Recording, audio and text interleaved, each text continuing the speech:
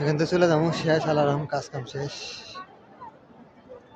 তারপরে দোয়া করবেন সবাই, যেন ভালো থাকি। আপনার জন্য দোয়া করতেছি, আল্লাহ সবাইকে উমরা করার জন্য অবদান করে, মাছ করার জন্য অবদান করে। আমার বাংলাদেশের জন্য আমি দোয়া করি, সবাইকে যেন মানে এই উমরা করতে, হজ করতে নিয়ে আসি, এই মক্কায় যেন নিয়ে আসি।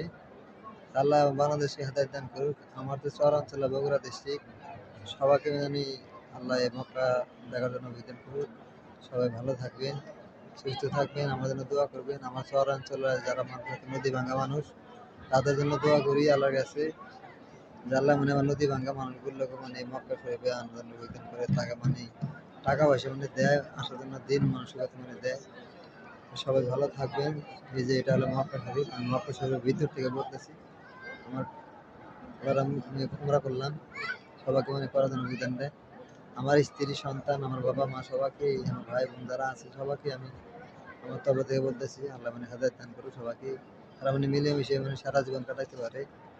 সবাই ভালো থাকবেন, আমার জন্য দোয়া করবেন। আসসালামু আলাইকুম।